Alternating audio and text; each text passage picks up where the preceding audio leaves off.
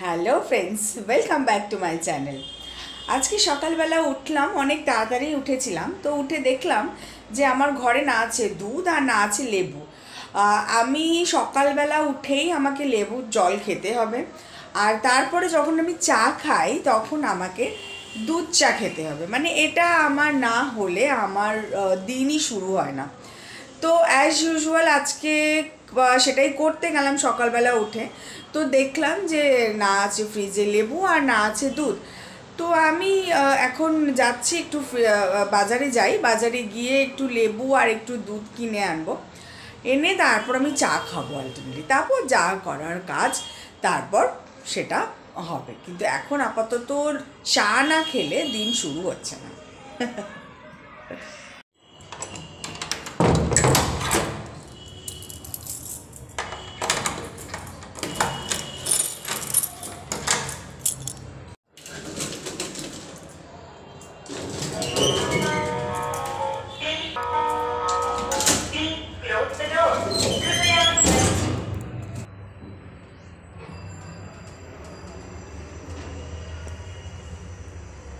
বাড়িতে এসে গেলাম, দুধ লেবু সমস্ত কিছু এনে।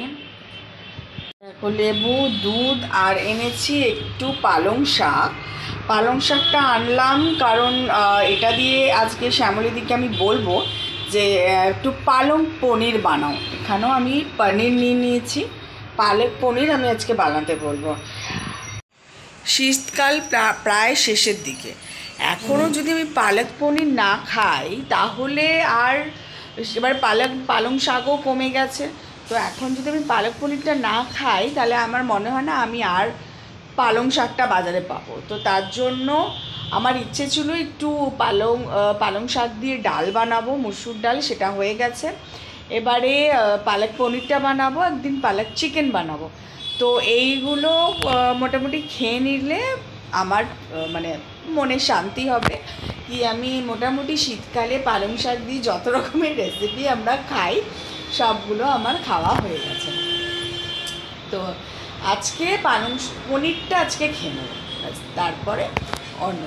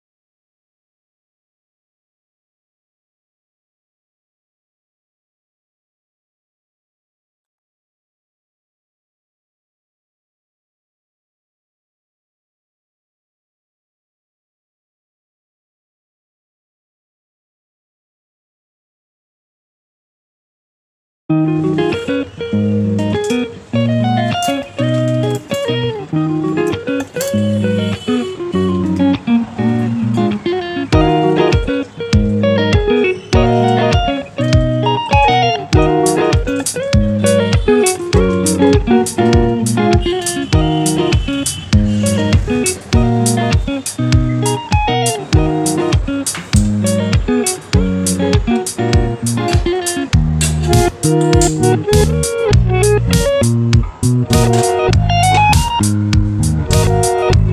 গরম করে নিচ্ছি, ভাবছি আজকে একটু দই জমাবো।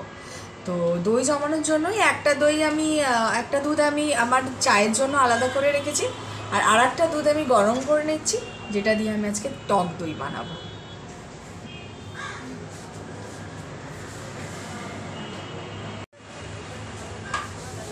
দই যেটাতে আছে এটা দিয়ে আমি একটা দই বানাবো।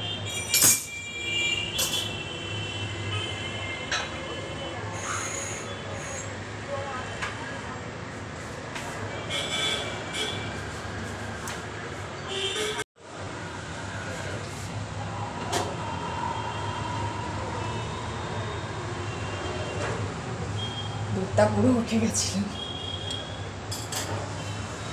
এই দুধটাকে বেডরুমে ঠান্ডা করে নেবো, ঠান্ডা করে নিয়ে তারপরে মানে একদম হালকা হালকা ঠান্ডা করে নেবো, তারপরে একটু দই দিয়ে আমি দইটা জমাবো। চলো তাহলে আমি একটু ঠান্ডা করে নিই।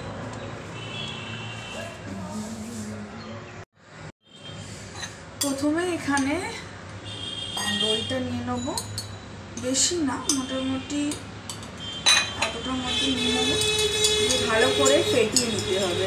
আচ্ছা, আমাদের একটু যদি নয়েজ হয় না, তোমরা একটু অ্যাডজাস্ট করে নিও, কেননা আমাদের একদম জানোই একদম রাস্তার ধারেই একদম আমাদের ফ্ল্যাটটা, তো সেই জন্য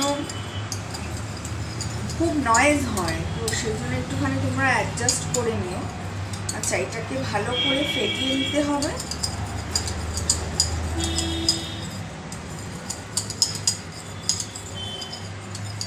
ফেটিয়ে নিয়ে এই যে উষ্ণ গরম দুধটা এর মধ্যে ঢেলে দিতে হবে।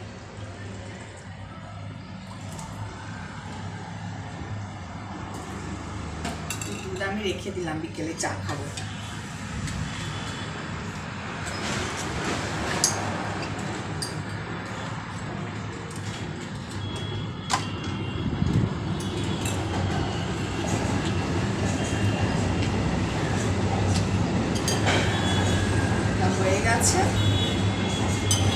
এবার এটাকে চাপা দিয়ে সারা রাত রাখতে হবে। আমি যেহেতু এখন করলাম এটা, সেই জন্য দেখি এটা বিকেলবেলায় বা সন্ধেবেলায় দিকে এটা জমে কি, নাহলে আপনারা রাতে করে সারাটা রাত চাপা দিয়ে রেখে দিলে এটা একদম সকালবেলা উঠে দই জমে যাবে। তো বন্ধুরা, এবার আমি বানিয়ে নেব পালক পনির, যেটা আমি শীতকালে খাওয়ার জন্য জাস্ট ওয়েট করেছিলাম, কিন্তু কোনো কারণে বানিয়ে উঠতে পারছিলাম না। তো আজকে আমি পালক পনির বানাবই।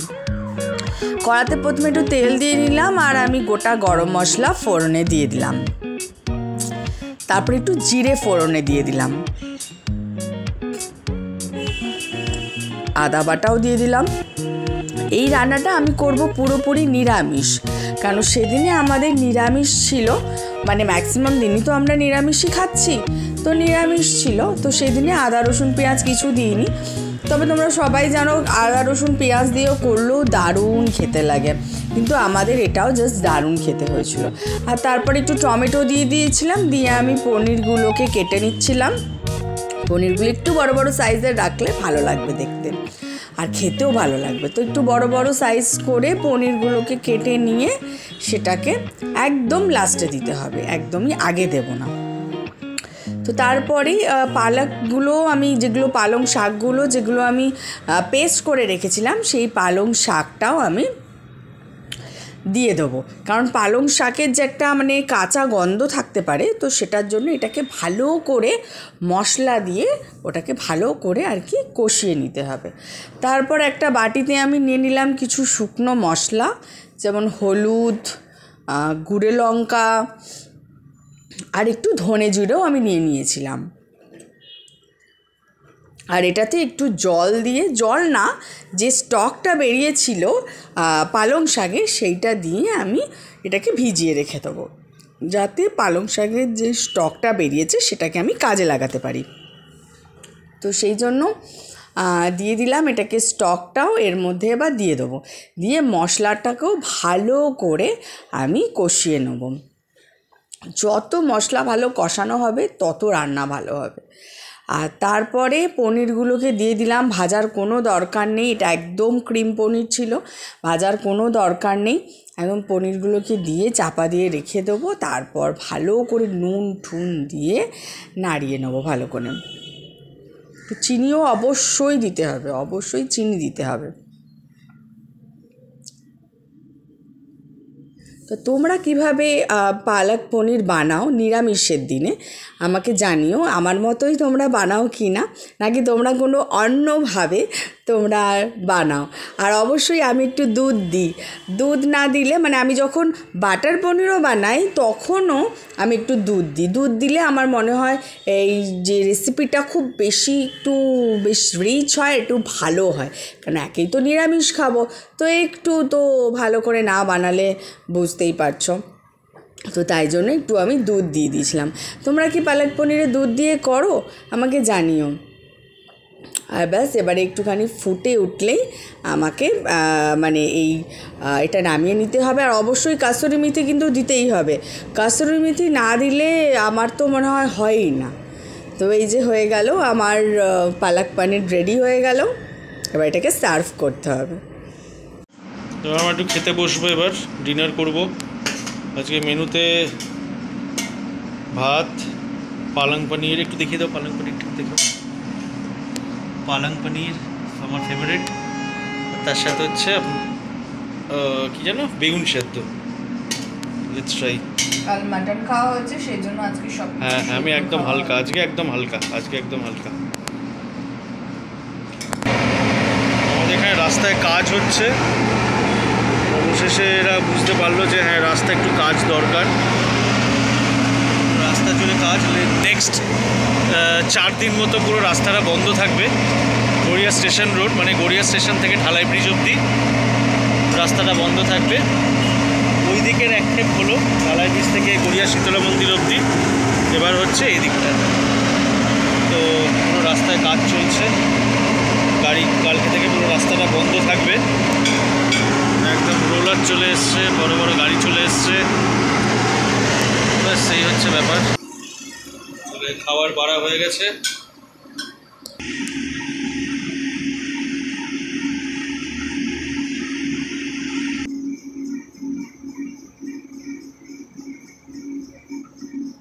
আজকে একদমই হালকা ফুলকা খাবার, বেগুন সেদ্ধ আর পালং শাক দিয়ে পনির, ব্যাস।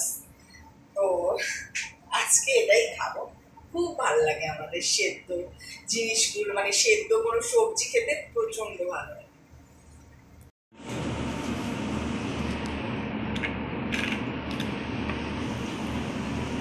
তো চলো আমরা এবার খাওয়া শুরু করি। আর তোমাদের যদি ভিডিওটা ভালো লেগে থাকে তাহলে অবশ্যই তোমরা লাইক, শেয়ার আর কমেন্ট করতে ভুলো না। অবশ্যই একটা সাবস্ক্রাইব করে দিও। Thanks for watching, bye bye.